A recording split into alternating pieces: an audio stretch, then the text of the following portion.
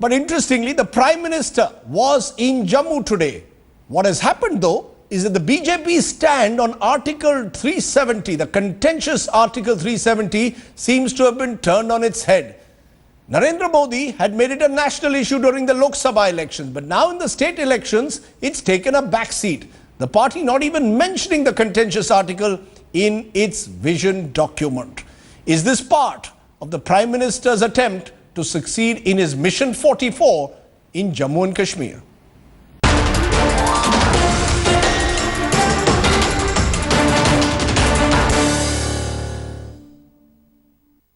क्या धारा 370 से यहां के सामान्य मानवी का भला हुआ है या नहीं हुआ है, इसकी चर्चा तो कम से कम करो.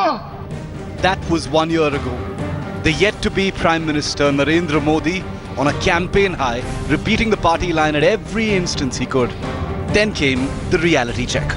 हर एक कश्मीरी को कॉन्फिडेंट रहना चाहिए कि हमसे कोई छीनेगा नहीं, और जिस दिन आर्टिकल 370 छीना जाएगा, मैं पहली होगी जो उठाएगा. And it was clear that the local BJP unit was uncomfortable with even talk of abrogating the law that gave Jammu and Kashmir special status. For the central leadership of the party, targeting very ambitious 44+ seats in the State Assembly, the writing on the wall was clear. The unease more than reflected in the party's vision document for Jammu and Kashmir released Thursday night. The document had no mention of Article 370, a complete U-turn on the party's stance till date.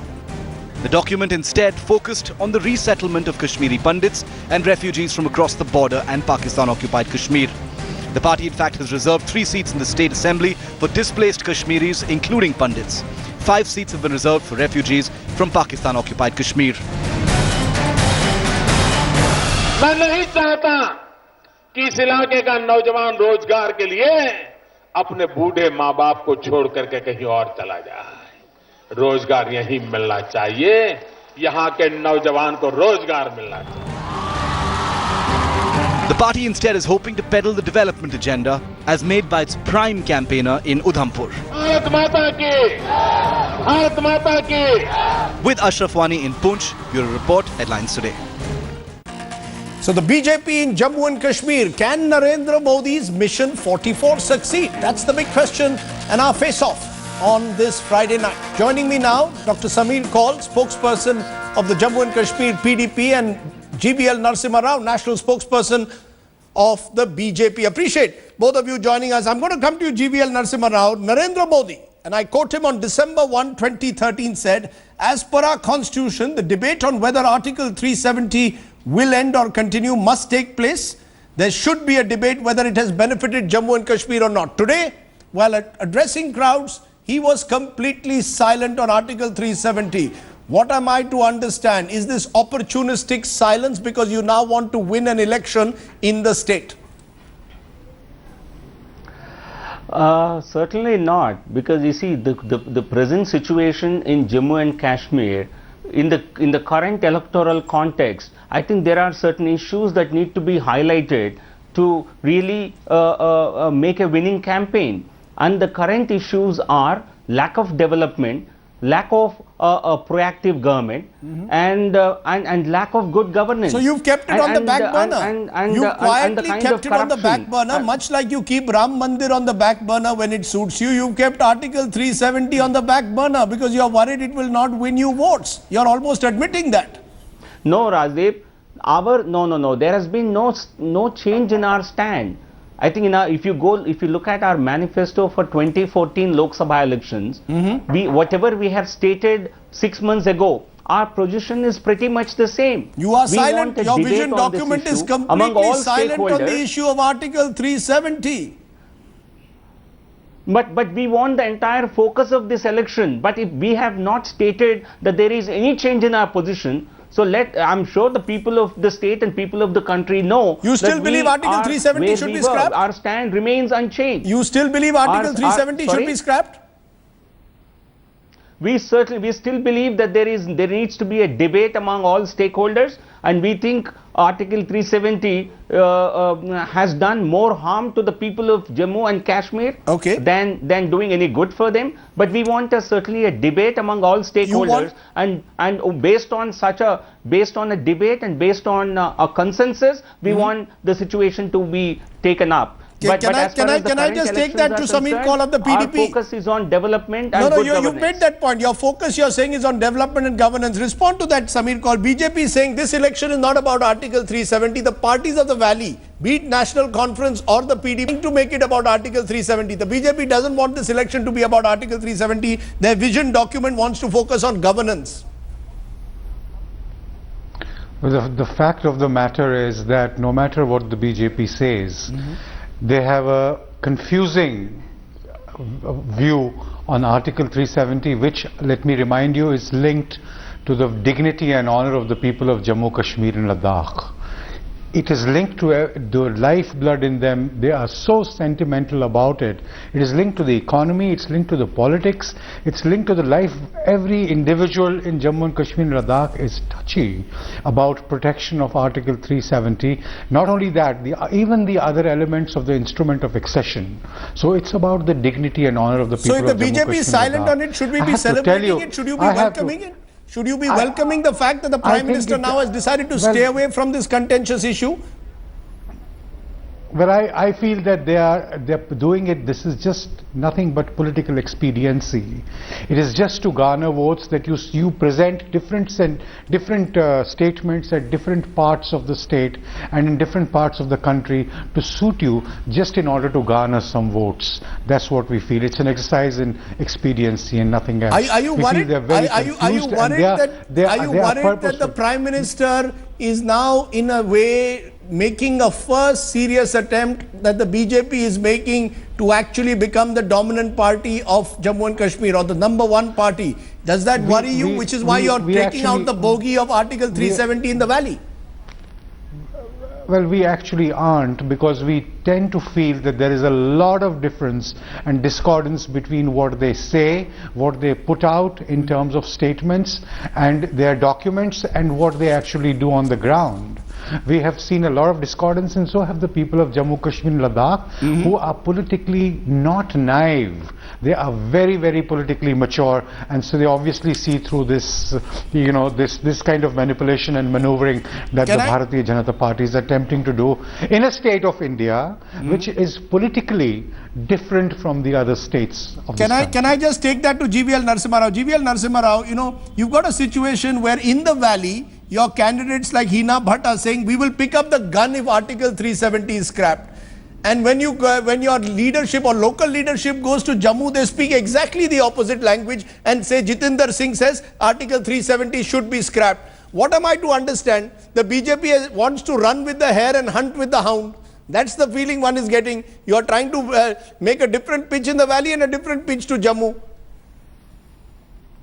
Certainly not, because I think the statement which I think one of our candidates, Hina Bhatt, had made, I think subsequently she had withdrawn the statement. That is what I have confirmed information from the party sources, and that was her personal view, and she was made to retract that statement. Well, she's been made to retract it also, but the fact is that she did say Kashmiris are on the verge of picking up guns again if Article 370 is abrogated. This is what your candidate says in the valley, you say something else in Jammu. She was forced to eat her words. She has retracted from that statement, and our position, Rajdeep, has not changed. Our rivals want to sort of berate the BJP with a stick. They have done that in Lok Sabha elections. Consistently, we have seen how our rivals like Congress and all tried to scare certain group of voters, certain community, saying BJP will be bad for you, BJP will do this, will do that. They started imagining our agenda, whereas we have come up with an agenda for national government, and we are implementing purely our agenda. Mr. GVL Narasimha Rao, for the longest time, the core agenda of the BJP was scrapping Article 370, Uniform Civil Code and Ram Mandir. Ram Mandir has been kept on the back burner. Now I find in Jammu and Kashmir, you are keeping Article 370 on the back burner so that you can win the election, or at least emerge, let's say, with 30-35 seats and be in a position to form a government.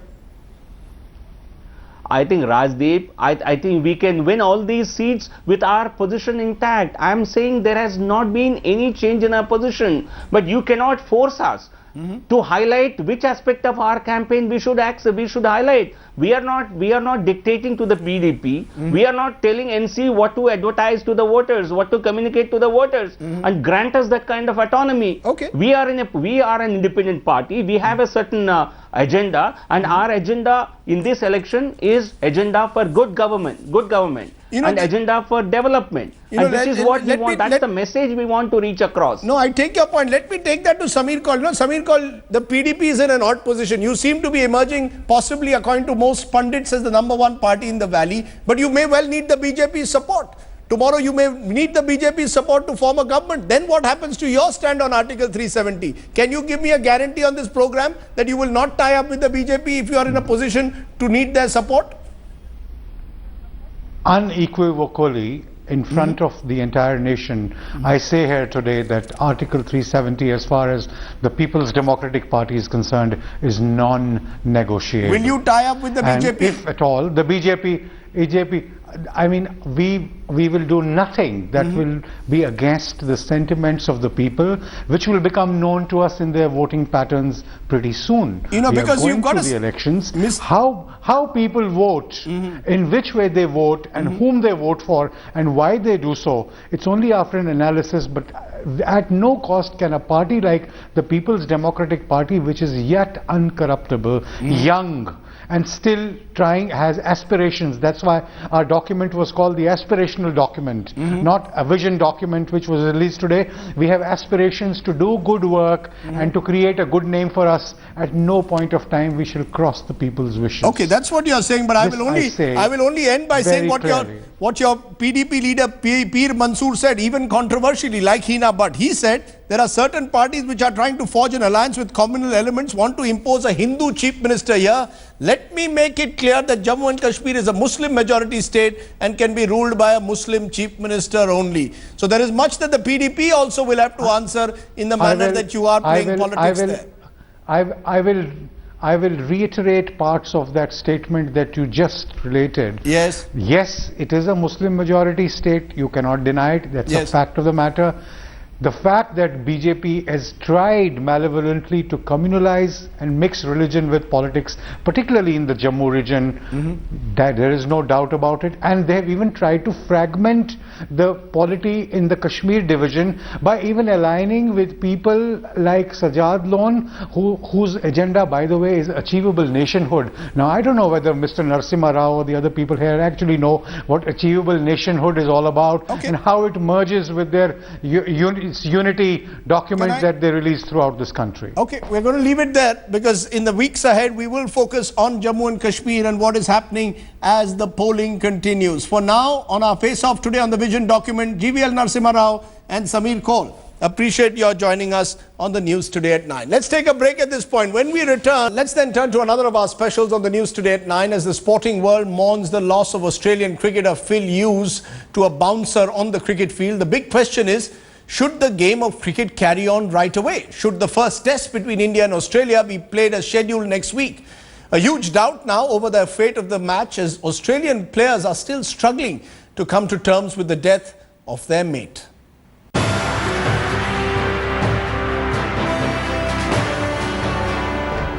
The cricket world grieves and mourns the loss of Phil Hughes. The question is, must the caravan of cricket continue? Should the show go on? But more importantly, can the show go on? Can the Australian players who have lost their mate get mentally and physically ready to take on India in Brisbane? Cricket will go on, and it will go on when we're ready. To be honest, we haven't broached that subject with the players yet. We will in time, but to be honest, they've got other things on their mind. And I know for many people, 7 days doesn't seem too far away next Thursday, but in other ways, it's a million miles away. We'll get there when we can. No one can blame the players for taking a step back for Phil Hughes, who was their mate, their pal, their friend. There is no doubt that the players are not in the right frame of mind. and won't the challenge of playing a test on a fast Brisbane pitch instill doubts even in the best batsmen? Even the legends have their doubts. You know, the moment I heard this, I was remembering in MCG, I got 80 odd in that game. I got hit by Brett Lee at the back of my head. And I remember that big ball for a month. So that hurts. Luckily, I was on the luckiest side that it didn't take my life away. So far, the fate of Brisbane hangs in balance.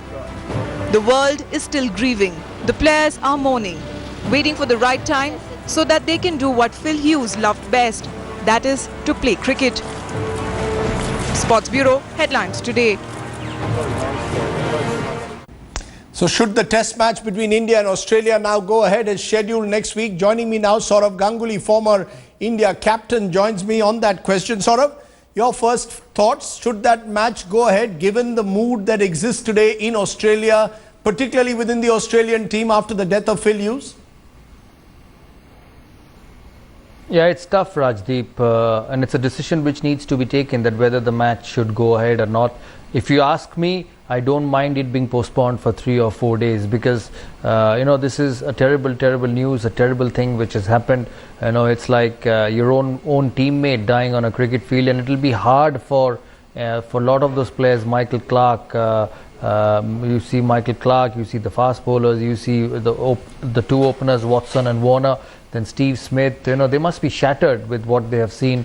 They were on the field and they've seen one of their closest mates die. Today is already the 28th and the test match is supposed to start on the 3rd. So you basically have 4 days before the test match. 29th, 30th, 1st, 2nd, 3rd. I beg your pardon, 5 days before the test match, which I think will be very tough for them to recover. See, there is a long gap between the second test and the third test match. So the second test finishes on the 16th and the third test finishes on the 26th. So I don't mind this test match being pushed for 3 days and the next test match being adjusted 3 or 4 days, because that will help the players to recover. Ultimately, everyone knows that we will have to get back to the cricket field because life will go on. Your own family people die. Your father, your mother, your close relations die someday. Your son, you may lose your son or daughter or wife or whatever. But then at the end of the day, everything gets back to normality. But you need a little bit of time. And I think I wouldn't be that upset that if the test match is just pushed for a week. The other view, of course, Saurav, and it's been expressed by Ian Chappell, the former Australian captain, is that the best way to get over this horrific incident and the best way to pay a tribute in a way to Phil Hughes is actually play the game. And that's because when you play the game, you sometimes are able to forget the trauma of what's happened, that otherwise the players will find it even more difficult to come to terms with what's happened on the cricket field. Yeah, it's his point of view and I don't see any harm in that, but even if you play 3 or 4 days later, because this trauma is going to stay, because when you see somebody in front of you from standing at first slip, standing at short leg, standing at covers, get hit, fall on the face, and then you carry them to the hospital on your own shoulder, the match get abandoned, and in 2 days time you realize that he's no more with all of you.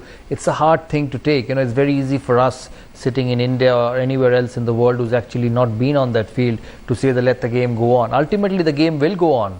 There's no doubt about it, and I think the players will. I agree with Ian that at some stage the players will have to get back to cricket to overcome this tragedy, to overcome this mental scar. I don't think the game of cricket can take it away. Yes, it can lessen it, but only time can take it away. And I don't see any harm in the test match being postponed for 3 days, because it could be adjusted. It wouldn't affect the series. The 4 test matches will still be played, and I think it wouldn't be the bad idea to start the test match 3 or 4 days later. Interestingly, the Hughes family has said, let the cricket go on, let's play more cricket. But Saurav, I just want to get a sense from you, how do you think the game is going to change at all? When that match is played, even if it's played 3 days later, as you're saying, will it affect the bowlers? Will it affect the batsmen of both sides? Do you believe that this will be a cross that the two teams will have to live with right through this series in particular? It might just affect the bowlers a bit to start off, because at the end of the day the bowlers are bowling the bouncers, the batsmen are not. The batsmen will be on the receiving end. So it will just be a bit of a mental scar for the bowlers, people like Mitchell Johnson, Peter Siddle, who bowl at 150 kilometers an hour, 150 kilometers an hour, and someone like Umesh Yadav who bowls at that pace. So there will be an issue there to get rid of it mentally. that's why I feel a little bit of time could heal everything. And as I said, if the test match could be postponed for a couple of days or 3 days, I'm not saying for a longer period, but 3 or 4 days, and let the players settle down, let them get used to the life, because it's a very sore scar, it's a very raw scar. You know, just yesterday morning we lost someone, and then to go and play a test match in 3 days and presume that that there's nothing happened. You're competing, you're bowling bouncers, you're hooking, you're ducking, you know, you're having a hard look at the batsman when he gets hit on the head, because that's going to happen. The bouncers will not go away from test cricket. It's going to keep coming. You play at Brisbane, which is one of the fastest wicket in the world, so there will be short deliveries. And Right. if you look at the Ashes, the way Australia beat England 5-0, it was just body line and genuine pace and short bowling. So there will be a mental scar, no doubt, because they're all humans. They may be bowling at 150 kilometers an hour. They may be playing for India. They may be captain of India. But at the end of the day, they are all human beings. So I think a little bit of time is needed for everyone to settle down. Okay, Saurav Ganguly with that message. Give it a bit of time. Let people heal from the terrible tragedy that has taken place there in Australia. Saurav Ganguly, as always, a pleasure talking to you. Thank you very much for joining us on the news today at 9.